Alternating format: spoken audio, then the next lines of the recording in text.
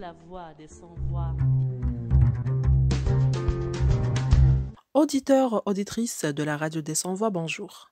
Le réseau Wassila, en partenariat avec la Cinémathèque d'Alger, a organisé ce samedi 6 novembre une séance de ciné-débat à l'occasion de la commémoration du 1er novembre 54 autour de deux films, Barberousse mes sœurs de Hassan Ben Abdallah et Bnat el-Jabliya de W.M. Awres.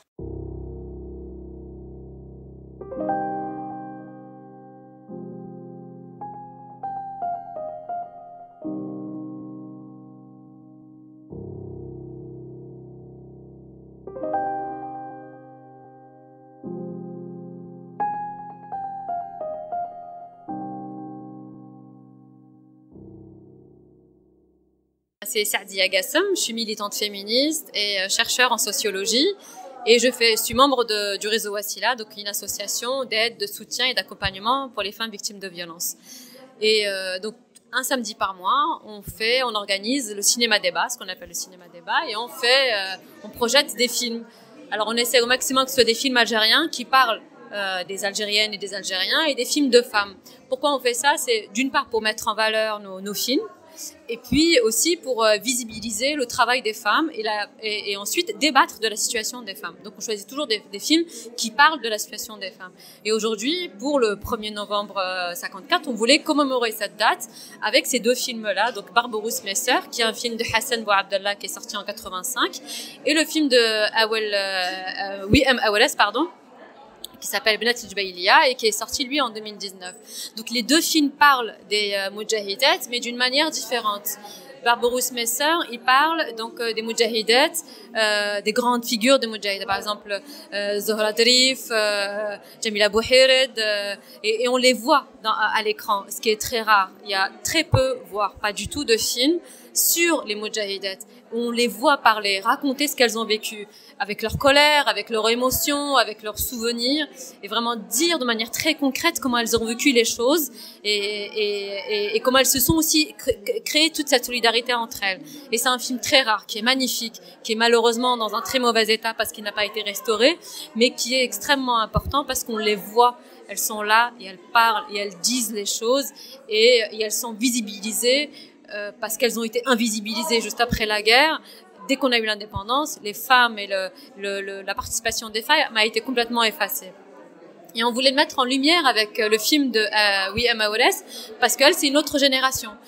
Elle parle du trauma, de comment aussi le traumatisme des rêves, des guerres, est transmis de génération en génération. Dans ce film, on a 3 générations. La grand-mère qui a été Moudjahida, la mère qui a vécu les années 90 dans sa chair, et puis la petite fille qui est réceptacle de tous ces traumatismes. Et dans ce film, elle restitue tout ça. Elle raconte l'histoire de ces femmes, de sa grand-mère, de sa mère. Et puis, on a l'histoire de ces Moudjahidas plus anonymes, qu'on connaît moins. Jamila Bouhired, c'est une figure, on la connaît, on l'a vue. Mais il y a toutes ces grand-mères, toutes ces mères qui ont participé d'une manière ou d'une autre, en donnant du pain, en cachant des armes dans leur maison à la campagne, en cachant même des moudjahidines dans leur cave. Et toutes les Algériennes ont participé d'une manière ou d'une autre à la guerre de l'indépendance. Et elles ont toutes, d'une manière ou d'une autre aussi, été exclues de la société algérienne et invisibilisées. Et la parole ne leur a pas été donnée. Et on espère, avec cette projection-là et avec ces débats-là, leur redonner cette parole et leur redonner leur place.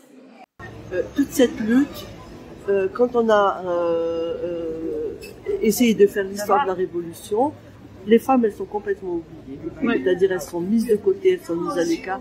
Comme elles ont eu du mal à s'imposer pour participer à la guerre, après la guerre, elles ont été complètement écartées de l'histoire du pays, de l'histoire de la Révolution, et surtout dans le but très précis de les écarter de la scène publique. C'est-à-dire qu'elles ne doivent pas s'intéresser aux politiques, elles ne doivent pas participer à la prise de décision, des grandes décisions qui concernent la société. Et jusqu'à présent, nous vivons la même situation, même si nous sommes nombreuses à aller à l'université ou à travailler, mais en fait, dans les postes de responsabilité, sur le plan politique, il y a encore très très peu de femmes, et ça, bien sûr, sans oublier que nous sommes toujours, sur le plan juridique, des mineurs à vie consacrés par le Code de la famille. Or, toute cette lutte des femmes qui ont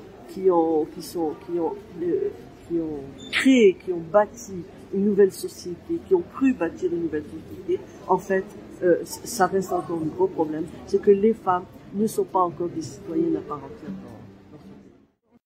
En fait, ce qui m'a le plus marqué, c'est vraiment le courage des femmes moudjahidettes pendant la Révolution. Ce qui était bizarre, c'est que dans la plupart des films où on parle de la Révolution, on parle des hommes, des moudjahidines. Et la preuve, dans ce film-là, on a parlé de Barberousse, mais des prisonniers hommes.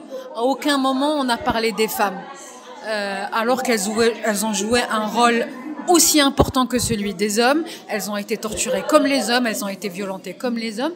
Et peut-être qu'elles ont pris plus de risques que les hommes parce qu'il y avait aussi le poids de la tradition familiale qui fait que certaines familles ne voulaient pas que leur fille soit moudjahidat. Ça, c'est un point. Un autre point, comme c'était réalisé par les hommes, je ne sais pas si ça a été fait exprès, mais on ne donnait pas les noms des moudjahidat. À aucun moment, je n'ai vu le nom de Jamila Bouherd ou de Beya ou de plein d'autres. On ne les citait pas. On disait les moudjahidat, les sœurs, mais elles n'étaient pas identifiées en tant que personnes. Je ne sais pas pourquoi. Elles parlent beaucoup de courage, mais on sent aussi beaucoup d'émotion et beaucoup de pudeur dans leur manière.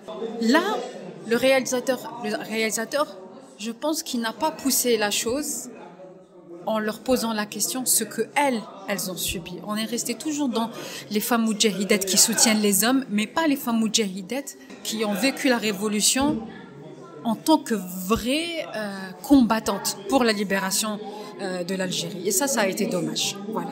بون الشوا كان مليح سورتو الموا نوفمبر نعرفوا بلي شهر الثوره ايتو و ميم طون نشوفوا بلي لي فيلم اللي كانوا يحكيو على لي فام معناش بزاف في الجزائر دونك نشوف بلي لو شوا فيلم عندنا دلا ماتيير تري انتريسونت. بمناسبة أول نوفمبر حضرنا اليوم عرض فيلم بربروسي أخوات وفيلم وثائقي آخر بعنوان بنات الجبلية. أنا بالنسبة لي لو شوا كان جيد خاصة إنه جمع بين الجيلين الجيل اللي واكب الثورة والجيل الثاني اللي هو الجيل الجديد. بالنسبة لي أنا ممكن أنا من هذا الجيل لكن عجبني الفيلم الأول رغم أنه ممكن رداءة الصوت رداءة الصورة ما كانش معطيات كبيرة في الفيلم لكن أنا نستغرب أنه فيلم كيما هذاك حنا كمواطنين وكمواطنات وكمهتمين بقضية الثورة والقضية النسوية ما عندناش علم بوجود هذا الفيلم أنه فيلم يؤرخ شهادات مجاهدات على الثورة وعلى التعذيب اللي كانوا يتلقاوها في سجن سركاجي وسجن الحراش أيضا. أنا بدوري كصحفية وكناشطة في مجال حقوق المرأة نقول إنه لازم نعطيه الفرصة لهذا الفيلم إنه يبان أكثر إنه يوثقوه أكثر ويعاودوا يجددوه بطريقة أحسن. Je déplore la qualité, mais vraiment, je suis triste et en colère. La qualité du documentaire, c'est quelque chose qui fait mal. Deuxièmement, c'est bien, Louisa parlait de rendre visible, de donner la parole à des moudjahidettes. Moi, j'ai eu la chance d'en côtoyer quelques-unes. Je les ai reconnues. Mais il n'y a pas de nom. Donc c'est vrai que c'est une parole. C'est vrai que c'est très important de faire connaître ces oubliés de l'histoire. Et elles le disent très bien. Je ne saurais pas le dire avec autant de force qu'elles. Je suis triste parce que justement, nous avons besoin aujourd'hui de mettre des noms. C'est-à-dire qu'à l'occasion de chaque événement, on puisse savoir qui est qui. C'est-à-dire qu'elles ont participé à cette épopée magnifique qui nous a permis aujourd'hui d'être là. Nous avons aussi le devoir, nous, je veux dire, de faire connaître, peut-être qu'il faut sous-titrer.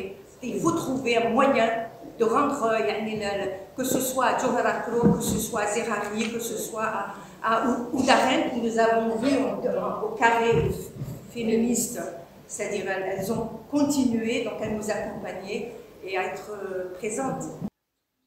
C'est la fin de notre émission. Merci de nous avoir écoutés et je vous dis à bientôt pour un autre numéro.